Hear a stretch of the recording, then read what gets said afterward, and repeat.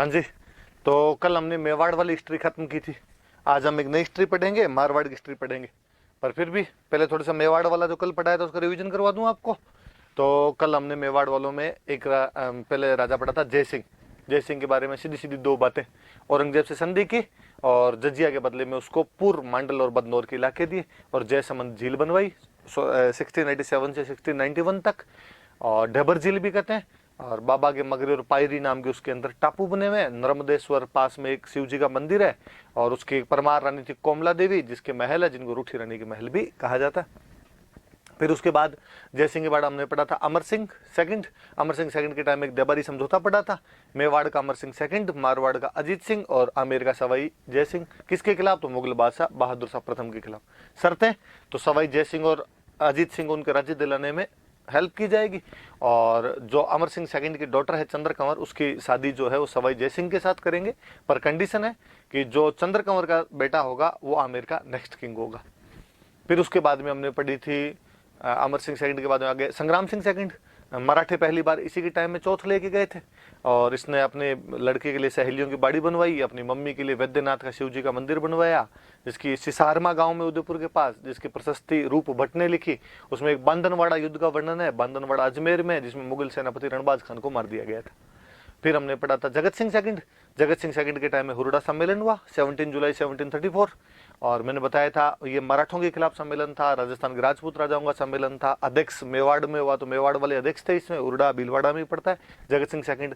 आमेर का सवाई जय सिंह था, जोधपुर के अभय सिंह थे, नागौर के बख्श सिंह थे, बीकानेर के जोरावर सिंह थे, बूंदी का दलेल सिंह था, कोटा का दुर्जन साल था, करौली के गोपाल पाल थे, किशनगढ़ का राज सिंह था। बैठ के बातचीत की, सभी एक दूसरे की सहायता करेंगे और जैसे ही आफ्टर रेनी सीजन बरसात खत्म होगी रामपुरा में मराठों के खिलाफ युद्ध करेंगे।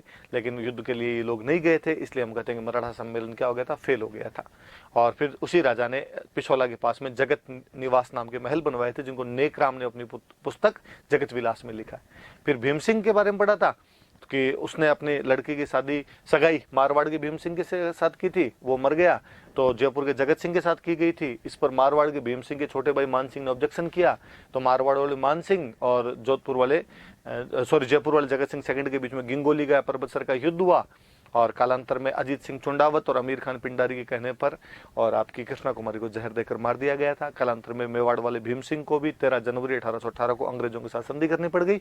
अंग्रेजों की तरफ से आया था चार्ल्स मेटकॉफ, इनकी तरफ से गया था ठाकुर अजीत सिंह, फिर पॉलिटिकल एजेंट बनाया गया था जेम्स टोड। ये मेवाड़ की हिस्ट्री खत्म होती है। गुहिल डायनेस्टी पढ़ रहे थे, मेवाड़ की हिस्ट्री पढ़ रहे थे। अब आगे बढ़ते हैं, अपने आगे मारवाड़ की हिस्ट्री पढ़ते हैं। पहले तो एक बात की, जिसको मारवाड़ कहते हैं उस मारवाड़ में आता क्या था, पहले तो ये चीज देखी जाए। देखो कौन कौन से एरिया, जैसे मैंने मेवाड़ पढ़ा है तब भी आपको एरिया बताए थे, इसमें कौन कौन से एरिया आते थे। तो ये देख लो, सिंपल सिंपल सा आपके सामने पड़ा है। मुख्य रूप से ये वाला इलाका अपने नागौर, जोधपुर, बाड़मेर, जालोर और जो पाली वाला इलाका था, बड़े बड़े तौर पे थोड़ी बहुत घटत बढ़त होती रहती थी, पर बड़े बड़े तौर पे जिसको मारवाड़ स्टेट कहते थे, मारवाड़ रियासत कहते थे, उसमें ये आया करता था। जैसलमेर अलग से भाटियों की रियासत हुआ करती थी, सिरोही अलग से देवड़ा चौहानों की रियासत हुआ करती थी। बाकी वाला जो इलाका था ये मारवाड़ के अंदर आया करता था। आपने अब जैसे वहां गुहिल डायनेस्टी थी, यहां पे कौन सी डायनेस्टी थी, तो यहां पे राठौड़ डायनेस्टी थी। बीच में कई बार मैंने बताया भी होगा, फिर भी और याद रखने वाली बात की, यहां पर कौन सी डायनेस्टी का शासन था, तो यहां पे राठौड़ डायनेस्टी का शासन था। सिंपल सी दो बातें याद रखनी है। वैसे तो खूब सारी माथापच्ची है कि इन राठौड़ों के बारे में कहा जाता है, कुछ इतिहासकार इनके बारे में कहते हैं कि ये कन्नौज के गहडवाल थे।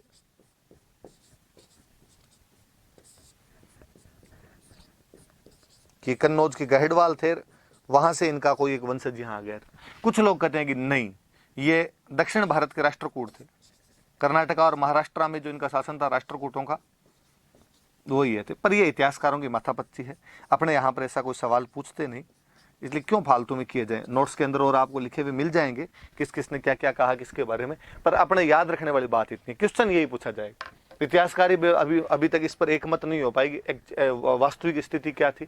अपने याद रखने वाली बात, कभी कोई प्री में आपसे पूछ ले कि कन्नौज के गढ़ वालों से किसकी ओरिजिन माना जाता है, तो मारवाड़ के राठौड़ों का। या पूछ ले कि साउथ इंडिया के राष्ट्रकूटों से किसका ओरिजिन माना जाता है, तो मारवाड़ के राठौड़ों का ओरिजिन माना जाता है। फिर भी और कोई समझ में नहीं आए तो आप मेरे से वापस पूछ लेना। अभी याद रखने वाली इतनी सी बात। फिर कई इतिहासकार तो इवन यहां तक कहते हैं कि एक ही है यार, जिनको आप साउथ इंडिया में राष्ट्रकूट कहते हो, उन्हीं को आके कन्नौज के अंदर क्या बोलने लग गए थे, गढ़वाल बोलने लग गए थे। और उन्हीं को आपको आके आपने मारवाड़ के अंदर क्या बोलना शुरू कर दिया था, राठौड़ कहना शुरू कर दिया था। पर थोड़ी सी अलग अलग सी बात है, याद रखने वाली सी याद कर लेना कि भाई कहाँ कहाँ से इनकी उत्पत्ति मानी जाती है। तो या तो कन्नौज से मानी जाती है या दक्षिण भारत से। कुछ कहते हैं कन्नौज में राष्ट्रकूट थे, सॉरी दक्षिण भारत में राष्ट्रकूट थे, कन्नौज में जब ये आए तो इन्हीं का नाम गढ़वाल पड़ गया। और जब मारवाड़ में आए तो राष्ट्रकूट से अपभ्रंश होते होते इनका नाम क्या पड़ गया, राठौड़ पड़ गया। सिंपल सा इतना सा याद रखना आपने, तो ज्यादा माथा पच्ची में नहीं पढ़ना। वो हिस्ट्री की बातें होती है, रिसर्च की बातें होती है, अपने ऐसे सवाल नहीं पूछे जाते। अब इसके बाद आगे बढ़ते हैं। देखो अब आगे क्या चीज है, ये आपके कौन कौन से रियासत में आते थे थोड़ा देख ही लेना आप वापस, वही हाईलाइट हो रहा है इसमें। अब अगला राजा का नाम आया, देखो एक राव सिंहा। राव सिंहा के लिए कहा जाता है कि ये जो थे ये राजस्थान में राठौड़ों के मूल पुरुष है, आदि पुरुष है। फाउंडर यदि कोई था राठौड़ों का राजस्थान में तो वो राव सिंहा थे। कहानी है, किंवदंती है, अपनी एक फोक लोर है कि अपने पाली वाला जो इलाका था इसमें पालीवाल ब्राह्मण रहा करते थे। पालीवाल ब्राह्मणों का शासन हुआ, सॉरी यहां पर रहा करते थे और व्यापार का काम करते थे, व्यापारी हुआ करते थे।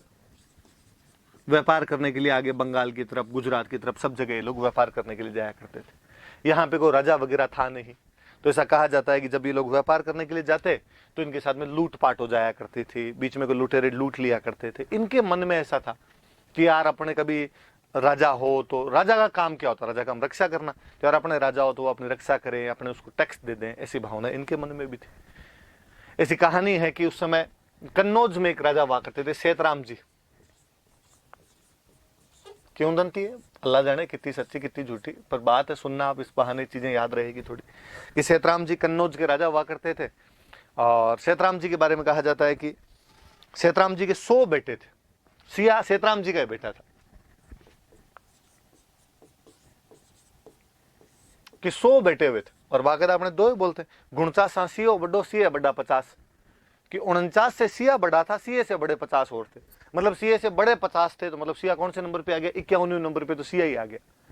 और ऐसी कहानी है कि जब सिया पैदा हुआ था, तो अब तो क्या होता है, बच्चा पैदा होता है, हाथों हाथ अपने टाइम देखते हैं भाई 6:15 पे, हाथों हाथ टाइम नोट कर लेते हैं, पंडित जी को दिखाते हैं, पंडित जी लो बनाओ भाई जन्म पत्री बनाओ, बच्चे की कुंडली बनाओ, कैसा रहेगा आगे। और पंडित जी जन्म पत्री बता देते हैं कि राजी हो गए इस बच्चे की। पहले अब ऐसा था नहीं टाइम एग्जैक्टली कैसे क्या पता लगाया जाए, तो पहले कहते हैं कि भाई सूरज की रोशनी, चांद की रोशनी जहां पर हुआ करती थी, जहां पर छाया बनती थी, वहां पर यूं लाइनें वगैरह खींच लिया करते थे और वो लाइनें वगैरह पंडित जी को दिखाते थे। पंडित जी उसके आधार पर बताते भाई सूर्य की रोशनी यहाँ पे थी तो इसका मतलब टाइम ये चल रहा होगा, और उसके अनुसार ग्रह नक्षत्र क्या होंगे वो बताया करते थे। कहते हैं जब सिंहा पैदा हुआ तो जो दाई तो समझ गए, नर्स जो डिलीवरी करवाने वाली महिला होती है, वो जो थी, और बच्चा पैदा हुआ, उसको कहा हुआ था तू लाइन खींच देना, वो बेचारी लाइन खींचना भूल गई। वो 10 मिनट बाद में लाइन तो खींची, और वो भाग के गई, उसने लाइन खींची। जिसने कहा राजा क्या पता कब खींची कब नहीं खींची। राजा आया, पंडित जी को लेके आया, पूछा कि साहब लाइन दे के बताओ, और कहते हैं भाई पल पल में भाग्य तो बदल जाते हैं। और पंडित जी ने लाइन देकर पंडित जी ने कहा भाई बहुत गलत बात हो गई है। तो क्या हुआ, इस बच्चे का मुंह यदि बाप ने देख लिया तो बाप मर जाएगा। राजा ने कहा तो अपने मुंह देखना कौन सा जरूरी है, फेंक दो इसको, मार दो इस बच्चे को। जल्लाद बुलाए, जल्लादों को कहा जंगल में ले जाओ, मार दो इस बच्चे। जल्लाद उस बच्चे को जंगल में लेके गए, और कहते हैं कि वहां पर उन जल्लादों को लगा कि यार कितनी जल्लाद है अपने, लेकिन यूं आज एक दिन के बच्चे को तो कैसे मारा जाए। और कहते हैं उन्होंने उस बच्चे को मारा नहीं, और एक कोई शेर की गुफा थी उसके अंदर फेंक के आगे, वाह जंगली जानवर अपने आप ही खा जाएगा, अपने पे तो पाप नहीं लिया जैसी दसी। कहानी का रोमांच ये कि गुफा के अंदर केव जो थी उसमें शेरनी थी, और शेरनी ने उसी दिन अपने बच्चों को जन्म दिया था, सोई हुई थी। वो बच्चा भी लुढ़कता लुढ़कता उसके पास जाकर गिर गया। शेरनी जब जागी तो उसको लगा कि ये भी मेरा ही बच्चा होगा, और शेरनी ने उसको पालना शुरू कर दिया। डार्विन वाला अनुकूलन का सिद्धांत है, व्यक्ति जैसे माहौल में रहता है वैसा वैसा हो जाता है। और कहते हैं कि वो अब उन जानवरों के साथ रहने लगा, शेरों के साथ रहने लगा। अब वो हाथों को भी पैरों की तरह इस्तेमाल करता था, ऐसे 4 हाथों से चला करता था, एकदम हाथ आगे निकाल के चलता था। कई दिन बीत गए, वो वैसे ही अब पशुओं के साथ रहे, पशुओं को मार के खाए, वैसे ही दहाड़े चिंगाड़े। कहते अपने वाले पालीवाल ब्राह्मण एक बार व्यापार करने के लिए कहीं जा रहे थे, वो उस कन्नौज के पास से जंगलों से निकले और उन्होंने एक चीज देखी कि 5 शेर आपस में लड़ रहे हैं और उन 500 में एक शेर आदमी, और वो बाकायदा हाथों को पैरों की तरह इस्तेमाल करता हुआ वैसे चल रहा है, और वो बाकी चारों शेरों को भगा रहा है, बाकी चारों शेरों को मार रहा है, वहां पे वो जीत रहा है उसके अंदर, पर वो दहाड़ रहा है, चिंगाड़ रहा है, उनकी तरह बर्ताव कर रहा है। उनको लगा यार ये क्या है। वो बेचारे वहां से भागे, आगे जाके थे, सेतराम जी राजा थे, सेतराम जी को जाके उन्होंने कहा कि आपके जंगलों में हमने कोतक देखा है भयंकर बड़ा, क्या हुआ, क्या बात है। अरे एक आदमी है ऐसे ऐसे शेरों के साथ। सेतराम जी ने कहा यार सुबह सुबह मैं ही मिला तुमको बनाने के लिए, ऐसे कैसे हो सकता है, आदमी शेरों के साथ रहे। उन्होंने कहा हम देख के आए आपको, उसकी सौगंध लगे हमें। कहते हैं जल्लाद वहीं सामने बैठे हुए थे, और जल्लाद खड़ा हुआ और उसने कहा साहब यदि गलती माफ करो तो मैं एक बात बताऊं। सेतराम जी ने कहा कि 7 खून माफ है, तू तो बात बता। साहब वो जो आपके 51 नंबर पे हुआ था ना, 51वां बच्चा जो हुआ था, और हम उसको फेंक के आ गए थे, और हमने मारा नहीं था, शेर की गुफा में फेंक के आ गए थे, हो ना हो ये बच्चा वही है। कहते सेना भेजी, सेना भेज के उस बच्चे को बुलाया गया, पकड़ के लाया गया। वो तो शेरों की तरह रहे, पर वापस वही डार्विन का अनुकूलन का सिद्धांत। अब जब मिनक दिखाए तो थोड़ा मिनकों जैसा हुआ। तो यार आदमी ऐसे होता है, कपड़े वपड़े पहने क्या जिंदाबाद तरीके से घूमता रहता है। तो बोलना सिखाया, उसके बाल वाल काटे, कोई खुरपे से दांत वांत सही किए, उसको मिनकों के बीच में बिठाया। वो ब्राह्मण तो आगे चले गए व्यापार करने के लिए। थोड़े दिनों बाद ब्राह्मण लौट के और उन्होंने कहा कि साहब हम वो एक आदमी बता गए थे, अब क्या हुआ उसका। और राजा ने कहा थैंक यू यार, मेरे बेटे से मिलवा दिया मेरे को, ये बेटा। कहा आजकल वैसे नहीं रहता है। नहीं आजकल एकदम सही है। अभी तक भी कई बार तो कच्चा मांस खा जाता है, पर फिर भी आजकल इसको रोस्टेड खाना सिखाई दिया, आजकल थोड़ा ढंग से मिनकों की तरह रहने लग गया है। राजा ने कहा यार मेरे लायक कोई सेवा हो तो बताओ तुम। उनका साहब हमारे वहां पे उस एरिया में कोई राजा नहीं है, यदि आप अपना कोई बंदा भेज दो तो हमारे वहां पे सेवा करे, हमारे वहां पे रहे तो थोड़ा ठीक रहे। राजा ने कहा ठीक है, तो मेरे तो खूब सारे बेटे, किसी को ले जाओ। पाली वालों ने कहा किसी को नहीं साहब, ये बड़ा दो हमें तो कहते हैं राव सिंहा, वहां से राव तो उपाधि हुआ, टाइटल हुआ करता था। वो शेरों के साथ, सिंहों के साथ रहा था, इसलिए उसका नाम सिंहा पड़ा। सिंहा वहां से आया पालीवाल ब्राह्मणों के साथ और बताया, वो बताओ कौन कौन से इलाके हैं भाई तुम्हारे, क्या क्या करना है। इस एरिया के अंदर आता है, पालीवाल ब्राह्मणों को मुक्ति दिलवाता है, जो लुटेरे थे उनसे मुक्ति दिलवाता है, यहाँ पर अपना शासन स्थापित करता है। तो राठौड़ों में सबसे पहला आदमी को शासन स्थापित करने के लिए आया था, तो वो कौन थे, राव सिंहा सबसे पहले आए थे यहाँ पे, जो मारवाड़ के राठौड़ उनका। हालांकि अपने को यहाँ पे मैंने दिन पहले ही बताया था आपको, 997 का एक धवल नाम के राजा का अस्थि कुंडी का अभिलेख मिलता है, उसमें राठौड़ों का वर्णन है, पर वो कौन थे, कब आए, कहाँ चले गए, उनकी ज्यादा जानकारियां नहीं है। बाद की जो पीढ़ियां मिलती है मारवाड़ के राठौड़ों की, उनकी यदि वंशावली कहीं से शुरू होती है तो वो कहाँ से शुरू होती है, सिंहा के साथ में शुरू होती है। तो सिंहा राजस्थान में राठौड़ों का प्रथम पुरुष था, उनका फाउंडर था, उनका आदि पुरुष था, उनका सबसे फर्स्ट एंसेस्टर वही हुआ था यहाँ पे आने वाला, कि उसी के नाम से आगे वंशावली पूरी की पूरी शुरू की जाती है। अब फिर कहते हैं कि भाई सिंहा आ गया तो राजा होगा, तो राजा की कोई ना कोई राजधानी होगी, तो उसकी राजधानी थी खेड़। अपने बाड़मेर में एक जगह पड़ती है खेड़, को उसने अपनी राजधानी बनाया था। और यहीं पर एक बार वो आक्रमणकारियों के खिलाफ लड़ता हुआ शहीद हुआ था, लड़ते लड़ते शहीद हुआ था। पाली में एक गांव पड़ता है बिठू, उस बिठू गांव के अंदर उसकी छतरी बनी हुई है, सिंहा की छतरी। 2-3 बातें याद रखने वाली कि राजस्थान में राठौड़ों का मूल पुरुष कौन था, तो राव सिंहा था, कन्नौज से आया था, उसने राजधानी अपनी खेड़ बनाई। किसके लिए आया था, तो पालीवाल ब्राह्मणों के लिए आया था। और उसकी छतरी कहां पर बनी हुई है, तो बिठू के अंदर उसकी क्या बनी हुई है, छतरी बनी हुई है। तो बस 2-3, खेड़ बाड़मेर में पड़ता है, बिठू पाली में।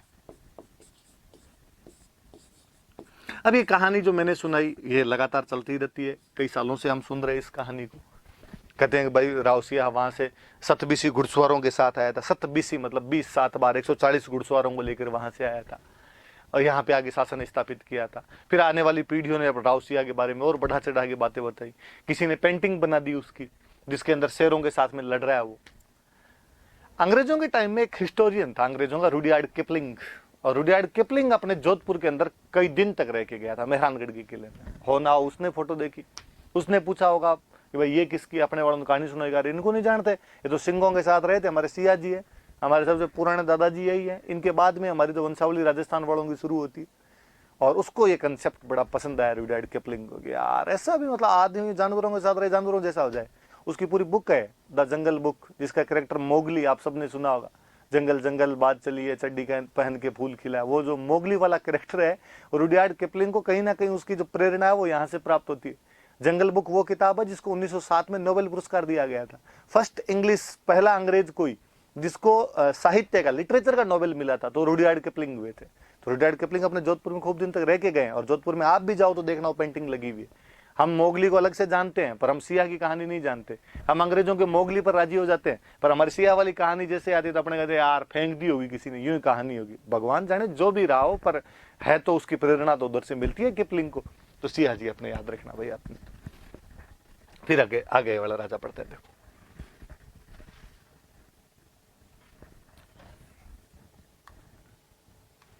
इसके बाद एक राजा आगे, दुहड़। अब जब यहाँ शासन स्थापित हो गया, दुहड़ जी यहाँ पे रहते थे। कहते हैं दुहड़ जी एक बार अपने ननिहाल गए हुए थे और ननिहाल वालों ने किसी ने ताना मार दिया कि यार तुम राठौड़ों की तो कुलदेवी ही नहीं है, यहाँ पे कुलदेवी का मंदिर नहीं है। दुहड़ अपनी मम्मी के पास आया, मम्मी को पूछा भाई अपनी कुलदेवी कौन है, और मम्मी ने बताया कि तुम्हारी कुलदेवी तो साउथ इंडिया में, तुम्हारी कुलदेवी तो कर्नाटक में। कहते हैं दुहड़ यहाँ से कर्नाटक गया और अपनी कुलदेवी की मूर्ति लेकर आया था। कर्नाटक से कुलदेवी की मूर्ति लेकर आता है, और वो जो कुल देवी है, जो क्लेन डेटी है, उनका नाम है नागणची माता। नागणची माता की मूर्ति लेकर आए। वही पुरानी कहानियां वैसे के वैसे, कुल देवी है ये भाई, क्लेन डेटी है और पूरी क्लेन गोडेज है कि पुरानी कहानियां की माता जी ने कहा कि मेरी मूर्ति लेके तू जहां तक चलेगा और पीछे मुड़ के नहीं देखेगा, वहां तक मैं तेरे साथ जाऊंगी। कहते हैं एक जगह उसने पीछे मुड़ के देख लिया यार, वहां से फिर वो मूर्ति आगे नहीं चली, फिर मंदिर वहीं बनाना पड़ा। वहां मंदिर बनाया गया तो नागणची का मंदिर बनाया गया, इसलिए गांव का नाम है नागणा। बाड़मेर के अंदर नागणा नाम का गांव है। नागणची माता का मंदिर बनाया इसलिए गांव का नाम पड़ गया नागणा। अब तो ये वाली जो चीज है कि वो मूर्ति कर्नाटक से लेके आया था, ये कहीं ना कहीं उस तरफ इशारा करती है, भले इतिहासकारों का ध्यान नहीं जा रहा होगा। इसका मतलब कहीं ना कहीं राठौड़ों का साउथ इंडिया से लेना देना है, वरना उनकी मूर्ति कर्नाटक क्यों जाएगी? उनकी मूर्ति का साउथ इंडिया में क्या लेना देना रहा होगा? पर कुछ रहा होगा तभी वो कुलदेवी की मूर्ति वहां थी, वो गया होगा। ये बाद वालों ने ये कहानी लिखी भी है, उन्होंने याद भी रखी है कहानी कि भाई पहले साउथ इंडिया में कहीं पे चिंता करते होंगे और बाद वहां से चलते चलते कन्नौज की तरफ आए होंगे, कन्नौज से कोई आदमी इधर मारवाड़ की तरफ आ गया होगा। थोड़ा सा याद रखना भाई। तो इस राव दुहड़ के बारे में एक ही बात है कि अपने कुलदेवी की मूर्ति लेके आया था। कुलदेवी का नाम क्या था?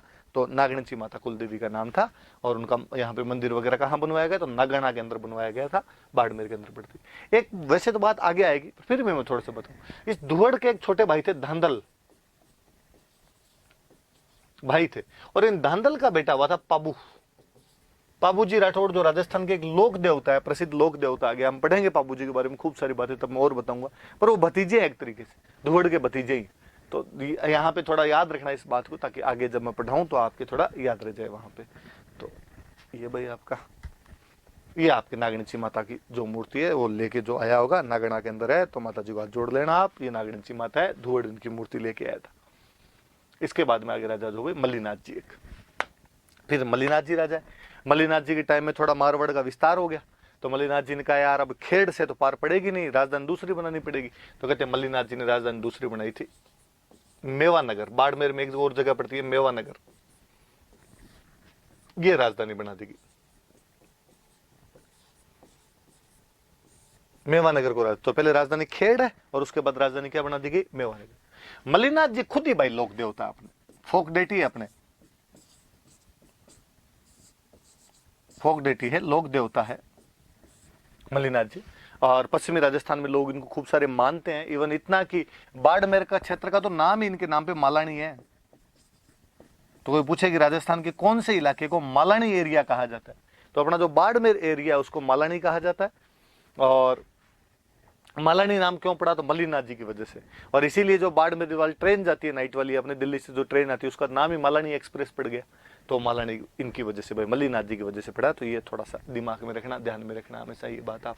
मल्लीनाथ जी जब मैं लोक देवता पढ़ूंगा तो मल्लीनाथ जी की और खूब सारी बातें पढ़ेंगे हम, कि तिलवाड़ा में इनका मेला लगता है, इनकी जो रानी हुए थे रूपा दे वो भी एक लोक देवी हुए हैं, उगम सिंह भाटी इनके गुरु हुए थे, तमाम कहानियां वहां पर और करेंगे। यहाँ जब मैं केवल राजाओं की बात बता रहा हूँ तो मैं चाहता हूँ कि इसको पॉलिटिकल तक रखा जाए, तो ये बातें याद रहे अपने, कि मल्लीनाथ जी की राजधानी मेवानगर थी और मल्लीनाथ जी ने कारण बाड़मेर क्षेत्र को मालानी कहा जाता है, और मल्लीनाथ जी पश्चिमी राजस्थान के एक फोक डेटी है, इनको लोक देवता के रूप में पूजा जाता है। इतनी बातें थोड़ी सी याद रखना आपने।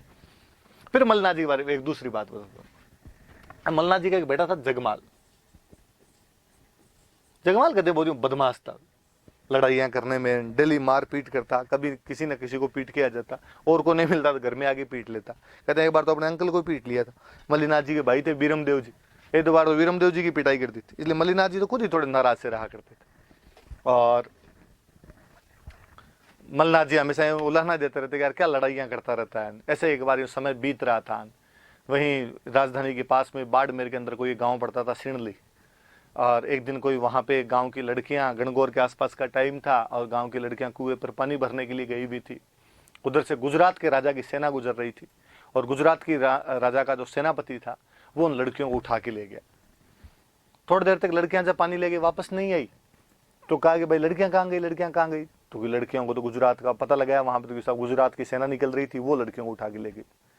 जनता की रक्षा कौन करे, राजा बेचारे भाग के गांव वाले राजा के पास आए, मल्लीनाथ जी के पास आए, राजा जी आपके राज में हमारी लड़कियों को ऐसे ऐसे गुजरात का जो सेनापति वो उठा के लेके चला गया। मुस्लिम सेनापति था, मुस्लिम राजा था, वो उठा के लेके चले गए, हमारी बचाओ। मल्लीनाथ जी ने कहा ठीक है भाई सेना तैयार करो, सेनापति को ऑर्डर दिया, सेना तैयार हो रही थी। इतने में जगमाल आया कहीं से, और डैडी किधर तैयार हो रहे हो आज। मल्लीनाथ जी ने घर मंगते, तू तो घर पे रहता नहीं है, और तेरे को पता है अपने गांव की लड़कियों को ऐसे ऐसे गुजरात का मुसलमान सेनापति उठा के ले गए, हम वापस लेने के लिए जा रहे हैं। जगमाल को बात चुभी, जगमाल ने कहा तो आप मत जाओ, मैं लेके आऊंगा। यार तू और कहीं बीच में लड़ाई करके वापस आ जाए। उसने कहा पक्का वचन है आपको, मैं लेके आऊंगा। तैयारी शुरू की जगमाल ने, कहा पता लगाया कहाँ गई, कहा साहब अहमदाबाद के किले के अंदर लड़कियों को ले जाके रख दिया गया। कहा गया अहमदाबाद पर आक्रमण करते हैं, किसी ने कहा कर मत देना, राजा की राजकुमारी रहती है वहां पर। गुजरात का जो राजा था उसकी राजकुमारी का नाम था गिंदोली, गिंदोली नाम की राजकुमारी थी, कि गिंदोली रहती है वहां पे, राजकुमारी गिंदोली, शहजादी गिंदोली रहती है, और चारों तरफ पहरा है वहां पे राजा। और राजकुमारी के महल पे कोई परिंदा ही पर नहीं मार सकता, और अपने वाली लड़कियों को राजकुमारी की दासियां बनाया हुआ है वहां पे, और अपने वाली लड़कियां वहां पे उसके काम धंधे करती है आगे, कोई उसके कपड़े धोती है, कोई झाड़ू पोछे करती है, कोई उसके मैगी बना के लाती है, वहां पे रहती है। तो राजकुमारी कभी बाहर भी निकलती होगी, अपने वाली लड़कियां बाहर आती होगी। का एक शुक्रवार वाले दिन पीर बाबा की दरगाह है, और पीर बाबा की दरगाह पे जब राजकुमारी जाती है तो अपने वाली लड़कियों को दासियां बना के साथ में लेके जाते हैं, और जब वहां जाते हैं तो साथ में कोई भी सिक्योरिटी नहीं होती, सुरक्षा का कोई भी घेरा नहीं होता। जगमाल ने कहा ये ठीक है। कहते हैं जगमाल ने घोड़े के व्यापारियों का भेष बनाया। मालानी के घोड़े बहुत फेमस रहे भाई, आप याद ही रखना हमेशा। कोई पूछे राजस्थान में घोड़े कहाँ के फेमस रहे, तो मालानी घोड़े बहुत फेमस रहे यहाँ पे। घोड़े के व्यापारियों का भेष बनाया, अच्छे अच्छे घोड़े लिए अपने साथ में, उन घोड़ों पे अच्छे अच्छे योद्धा लिए, सारे व्यापारी बने। और भाई शुक्रवार को राजकुमारी आनी थी, बृहस्पतिवार वाले दिन जाके बैठ गए अपने तो दरगाह के पास में। आने जाने वाला कोई पूछे कि कौन हो, किधर से, घोड़े बेच रहे हैं। घोड़े के व्यापारी इधर उधर घूमते भी रहते थे, डाउट कौन करे। कोई भाव पूछे घोड़े का तो 3,000 वाले घोड़े का भाव अगला 30,000 बताए, तो अगला के यार इतना महंगा बिकेगा ही नहीं। ये मन ही मन सोचे कि बेचना ही किसको है। कहते हैं दूसरे दिन शुक्रवार को नियत समय पर राजकुमारी गिंदोली, शहजादी गिंदोली, अपने वाली जो राजस्थान वाली लड़कियां थी उनको साथ में लिए भी आई। लड़कियां कोई उसके थाली लेके चले, कोई चादर लेके चले, कोई पूजा का सामान लेके चले। जैसे वहां लड़कियां आई, ये यहाँ पे व्यापारी का भेष बनाए बैठे हुए थे। अब अपने देश के लोगों को तो कौन नहीं पहचाने। जैसे लड़कियों ने उनको देखा, जगमाल के साथियों को, जगमाल के साथियों ने लड़कियों को देखा कि है तो अपने वाली, उन्होंने कहा जाओ फटाफट, सबको घोड़े पे बिठाया और वहां से निकल के आ गए।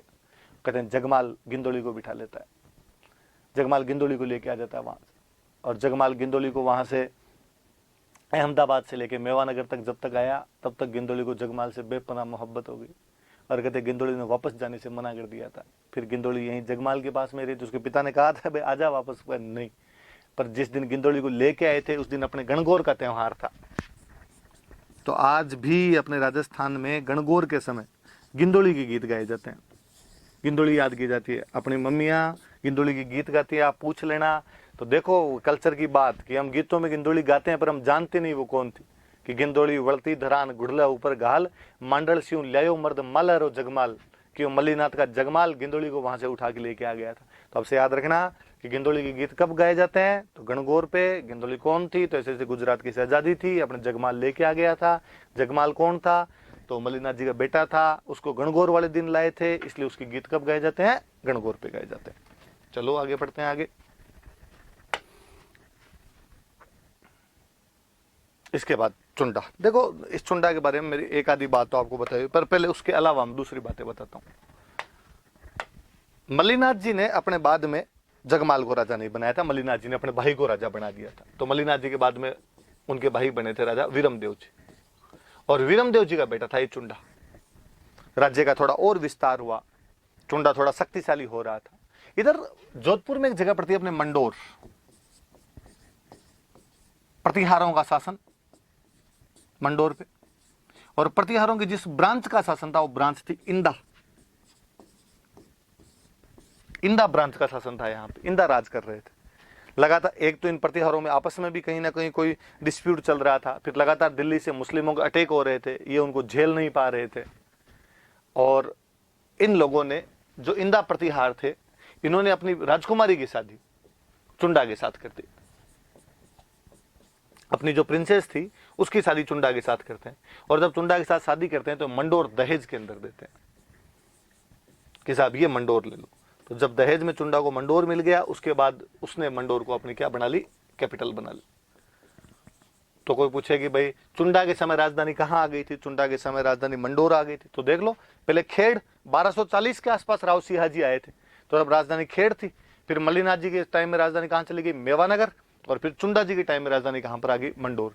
राजधानी ये कैसे मिली, तो इंदा प्रतिहारों ने अपनी राजकुमारी की शादी की थी, और डोगरी दहेज के अंदर इसको दिया गया था। दुआ है राजस्थानी का बहुत अच्छा सा, इंदारो उपकार कमधज कदे ना बीसरे, कि इंदों का जो उपकार है वो कमधज मतलब राठौड़, राठौड़ों की उपाधि है भाई, ये याद ही रखना।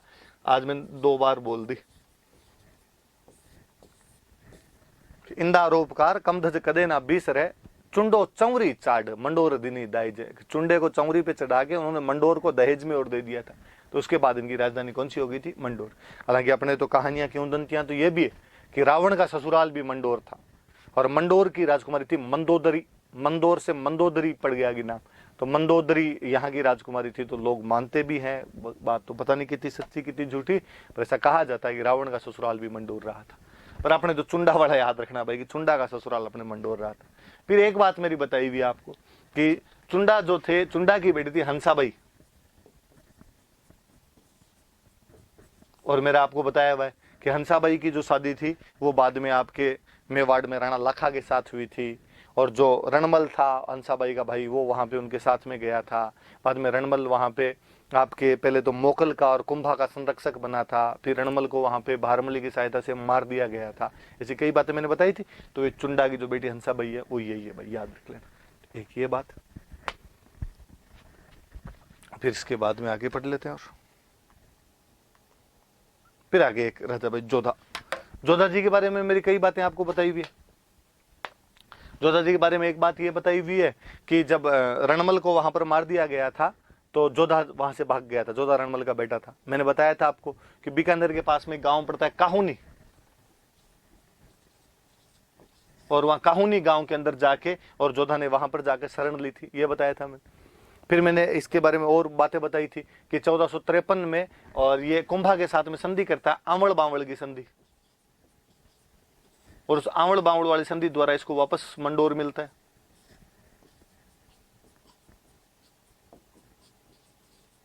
वापस मंडोर मिल गया था।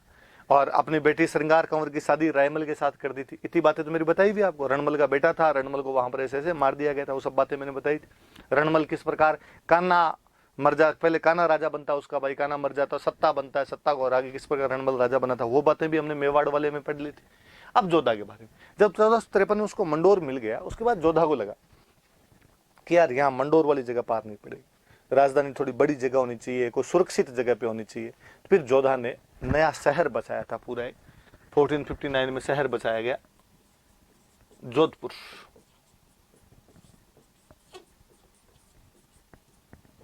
जोधपुर शहर बसाया गया था। याद रखना 1559 उदयपुर, 1459 जोधपुर, ठीक 100 साल का फर्क। जोधा ने जोधपुर बसाया 1459 में, उदय सिंह ने उदयपुर बसाया 1559 के अंदर। तो जोधपुर उदयपुर वाला ये थोड़ा ध्यान रख लेना। फिर क्या यहाँ पे किला बनाया जाना चाहिए, तो किला बनाया था मेहरानगढ़।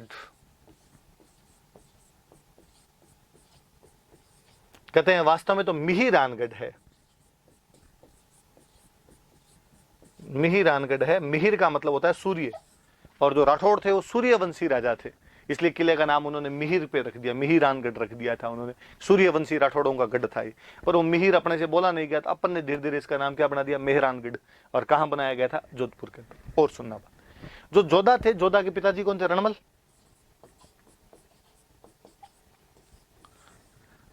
रणमल की धर्म बहन बनाई हुई थी राजस्थान की एक चमत्कारी देवी हुई है करणी माता। तो ये करणी माता जो थे ये रणमल की धर्म बहन बनाए हुए थे। तो जोधा के क्या लग गए, बुआ लग गई। अपने राजस्थान में अभी तक रिवाज कि जब भी कोई नया मकान बनाते हैं तो घर की बहन बेटी को बुलाते हैं, उससे मुहूर्त वगैरह में हिस्सा दिलवाते हैं। कई बार उससे ईंट का जो पहले नींव है वो रखवाई जाती है, फाउंडेशन उससे रखवाई जाती है। तो जोधा की बुआ करणी माता चमत्कारी महिला, अपने आप में उस समय परिचय दे रही थी, चमत्कार दिखा रही थी। तो उन्होंने कहा भाई बुआ जी आप आओ और मेहरानगढ़ की नींव लगा के जाओ। तो याद रखना मेहरानगढ़ किले की नींव किसी ने लगाई थी, तो करणी माता ने लगाई थी। इसका जो फाउंडेशन स्टोन किसी ने रखा था, तो किसके द्वारा रखा गया था, करणी माता के द्वारा इसका नींव का पत्थर लगाया गया था। ये बात भी थोड़ी सी याद रखना भाई। मेहरानगढ़ का किला दिखाऊं मैं आपको, ये भाई आपके मेहरानगढ़ का किला, बहुत सुंदर सा पहाड़ी के ऊपर बना हुआ किला अपने मेहरानगढ़।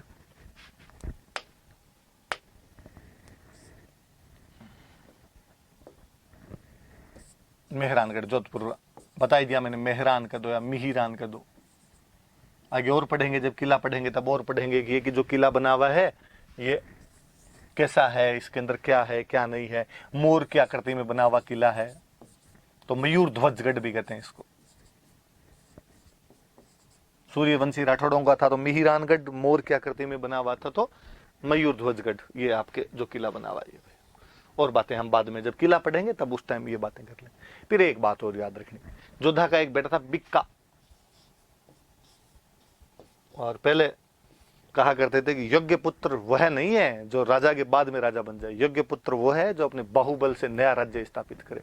और कहते बिक्का यहां से चला गया था और उसने अपने बाहुबल से 1465 के आसपास में एक नया राज्य स्थापित किया था। बिक्का ने स्थापित किया, इसलिए उस नए राज्य का नाम है बीकानेर। तो ये याद रखना, जब हम बीकानेर की हिस्ट्री पढ़ेंगे तो वापस काम आएगी कि बीकानेर वाला जो बिक्का है वो कहां से गया था, तो जोधपुर से गया था। वो जोधा का बेटा था, और कब गया था, तो 1465 के आसपास में चला गया था यहाँ से। मतलब जब आपका जोधपुर बस गया उसके भी 6 साल बाद में वो यहाँ से गया था। और करणी माता चूंकि जोधा की बुआ लगती थी, इसलिए बाद बीकान, ये तो अपने आप ही मानेंगे, तो इसलिए बाद में बीकान जब गए करणी माता के पास, वहाँ करणी माता वहाँ बीकानेर की थी, तो उन्होंने बाद में करणी माता खूब ही ज्यादा मानना शुरू कर दिया था। इसलिए जो करणी माता है वो बाद में राठौड़ों की इष्ट देवी के रूप में सामने आई थी। मैंने एक दिन बताया था ये 2 प्रकार की देवी है। एक तो आपकी क्लेन डेटी होती है जो किसी वंश की एक ही होती है, उस वंश के लोग जहां कहीं अलग जाके रहने लग जाए, वहां किसी लोकल देवी को मानने लग जाए, उसको वहां पे ट्यूटलरी डेटी या इष्ट देवी कहा जाता है उसको, और वो बाद में करणी माता हो गई। तो राठौड़ों की कुल देवी है वो तो नागणेची माता हो गई, राठौड़ों की इष्ट देवी है कोई तो वो कौन सी हो गई थी, करणी माता हो गई थी। आगे कल से हम बड़े राजाओं के बारे में, मालदेव के बारे में, चंद्रसेन के बारे में पढ़ेंगे। आज इतना ही, थैंक यू।